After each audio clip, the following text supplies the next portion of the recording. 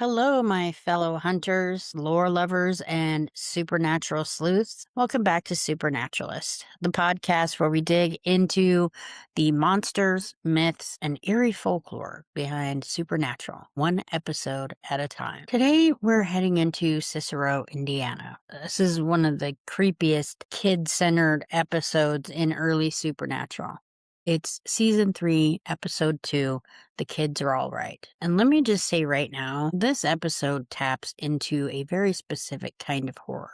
It's not a haunted house horror. It's not a demon smoke horror. It's not even bloody warehouse horror. No, this is the nightmare of looking at a child and realizing that's not your child. And honestly, that's one of the most unsettling ideas this show ever plays with. Because beneath the suburban lawns, birthday parties, and picture perfect neighborhood smiles, this episode gives us one of the folklore's oldest and strangest creatures, the Changeling. And trust me, Supernatural makes it nasty. So for the opening, suburbia turns wrong. The episode opens with a frightened little girl, Katie, begging not to stay with her father because there's a monster in his house. Her mother, Dana, she doesn't really dismiss this, but she tries to calm the child's fears. And in most stories, the adults will dismiss this kind of thing as childish fear, overreactive imagination, or a bad dream.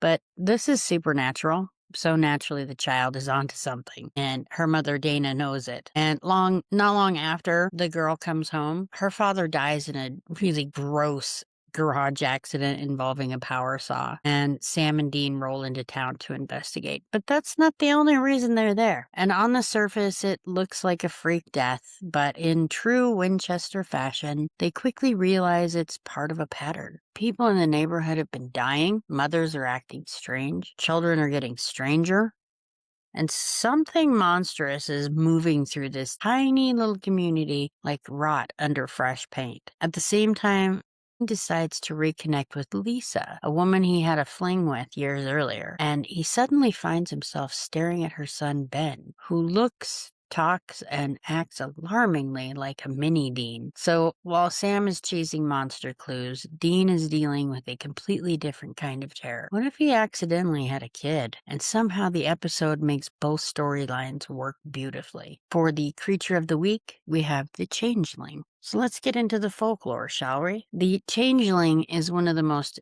enduring creatures in European folklore, especially in Irish, Scottish, Germanic, and Scandinavian traditions. The classic legend says the fairies, trolls, or other supernatural beings would steal a human child and leave one of their own in its place. The replacement might look like the original child at first, but something would feel wrong, just a little bit off. The child might behave weird, seem emotionally cold, grow strangely, or just appear somehow ancient beneath their skin. That something is off feeling is exactly what this episode leans into. Katie's mom knows she is wrong before she can prove it. She knows something is off about her. The mothers feel drained. The kids stare far too long. And the mood in the neighborhood shifts from cozy to uncanny. And that's changeling folklore at its best. It's not loud horror. It's really kind of intimate horror. It's the terror of familiarity breaking down. So how does Supernatural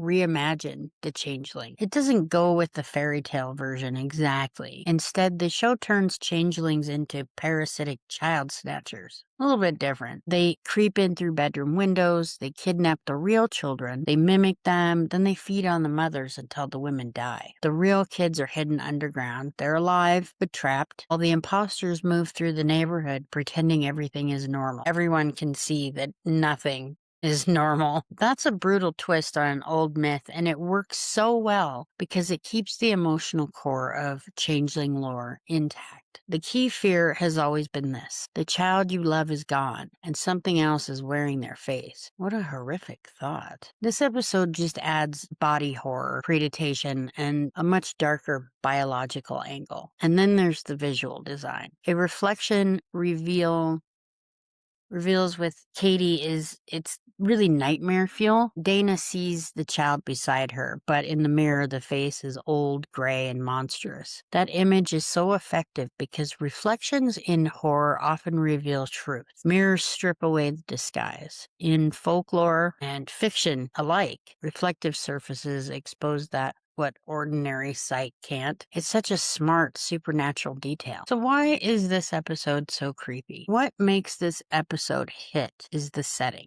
This isn't a ruined asylum or a shadowy cemetery. It's a nice neighborhood. It has birthday parties, playgrounds, ice cream, renovation sites, polite moms, and little kids on bikes. That contrast makes the horror kind of worse, actually, because the changelings don't invade a place already marked as dangerous. They invade domestic safety. That's the worst kind. They weaponize motherhood. They infiltrate family life. And they turn the most trusted bond in the world into a feeding system. Creepy all by itself. That's kind of dark even for supernatural. And the mother's red marks on the backs of their necks add to that invasive parasitic vibe. The changelings aren't just replacing children. They are consuming the family structure from the inside out. Suburbia becomes camouflage. So for Dean, Ben, and the life he will never have, unfortunately, let's talk about the emotional side of the episode, shall we? Because this is where the kids are all right. It's deeper than it first appears. Dean meets Ben and is immediately thrown for a loop. Ben looks like him. He talks like him. He loves the same music. He copies his attitude and feels almost familiar to him. The episode plays with the humor at first, but underneath it's something much sadder for Dean. And Dean only has a year left to live because of his demon deal, so the possibility that he might have a son doesn't just surprise him, it wounds him very deeply. Because for a second, he can imagine leaving something behind, a legacy, a kid, a life that's bigger than the hunt. And Jensen plays that beautifully. Dean tries to keep it light, but you can feel the hope creeping in. He wants Ben to be his. Even if he never says it outright, you can feel it. That's kind of what makes Lisa's answer sting. She tells Dean that Ben isn't his son, and Dean has to absorb the truth while also accepting that his warm little suburban life was never really his to begin with. That's gotta hurt. So the episode gives him two painful realizations at once. He's not a father, and he probably never will be. That sadness sits quietly under the monster plot, but it does matter. It matters a lot. And for the fake children and the fear of the wrongness, one of the best things this episode does is show us that the changelings aren't just scary because they kill. They're scary because they mimic badly. Not badly enough to be obvious at first, just enough to make your skin kind of crawl. With Katie watching her mother sleep, the blank stares from her and the other children, the odd speech patterns, the emotional flatness, that wet inhuman persistence, it all builds a sense that these creatures understand the outer shape of childhood, but not the soul of it. And that's classic uncanny horror. Something looks human, it sounds human, it should be human, but it isn't. The gap between appearance and essence is where the fear lives. And we have that red dirt twist. The investigation also gives us one of the great supernatural turns where the Winchesters think they're following one clue and realize it means something else entirely. At first, the red stains near the windows look like blood, but they turn out to be red dirt, which leads Sam and Dean to the construction site house where the real children are being held underground. That is such a satisfying reveal because it shifts the case from abstract dread to urgent rescue mission. Now it isn't just about identifying the monster, it's about getting the kids out alive, and that raises the stakes fast. The changelings are no longer just creepy imposters, they're also the jailers. But here's a twist. There's a mother changeling. We get the adult version, which is not very common when it comes to changeling. They're usually children. The mother changeling is disguised as the neighborhood realtor. I love this choice because it expands the mythology. The changelings aren't just lone creatures swapping themselves out for children. They're part of a nest structure, like vampires, almost insect or hive-like, actually, with a central maternal figure orchestrating everything. That makes this whole thing feel more organized, more invasive, more evolutionary. It's not random evil, it's a breeding strategy, which is gross and effective. And when Sam and Dean finally torch the mother changeling, all the changeling children vanish too, and the real kids are freed. Like, for real. It's a grim but clean supernatural payoff, and very much in line with Supernatural's early Monster of the Week style. And we like that. And then there's Ruby. As if creepy monster children and Dean's suburban existential crisis weren't enough, the episode also moves the season mythology forward with Ruby. And Sam meets her in a diner, and she starts nudging him toward Mary Winchester's past. Then, by the end, she reveals what we, as viewers, have been circling around. She's a demon. That reveal, it really matters because it widens the episode's scope. The Changeling story may be the case of the week, but Ruby's presence reminds us that bigger things are moving beneath the surface. Mary's old life, the yellow-eyed demon's long plan, and Sam's role in all of it are still very much in play.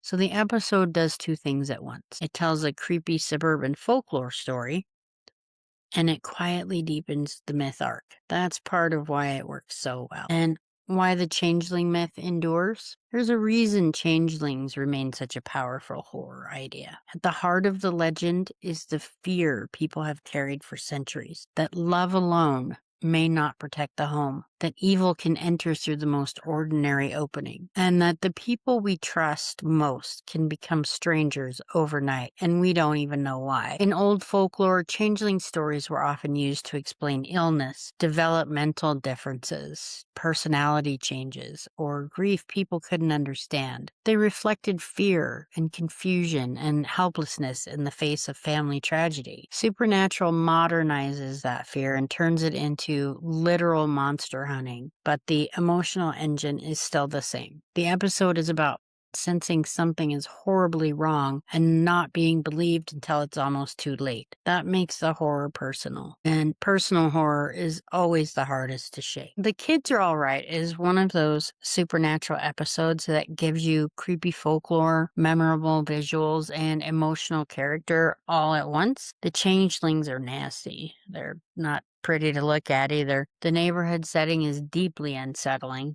and the fake kid horror absolutely lands. But what lingers most is Dean. His reaction to Ben, his brief glimpse into a life he might have actually wanted, his realization that this family, this safety, this future, it isn't his. So underneath the monster story, the episode is also about longing. It's about timing, and it's about what Dean can't have. And that's hard to watch for him.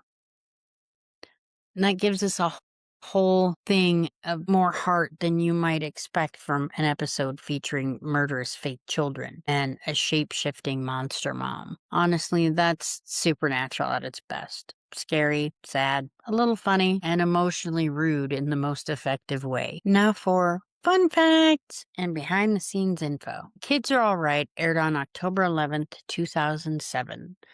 As Season 3, Episode 2. It was written by Sarah Gamble and directed by Phil Segresha. This episode marks the first appearance of Lisa Braden and Ben Braden, two characters who become much more important later in the series. The episode's premise of Dean wondering whether Ben might be his son became a big part of why this installment stuck with fans. The changelings in the episode were intentionally changed from older folklore versions. According to Season 3 production coverage, the writers originally considered more traditional baby swapping lore, but they altered the concept to make the monsters appear as older children because they understandably did not want Sam and Dean to blowtorch babies. The monster design also got more elaborate treatment than originally planned. Eric Kripke reportedly gave visual effects supervisor Ivan Hayden a simple direction to make the children look pale with dark circles under their eyes, but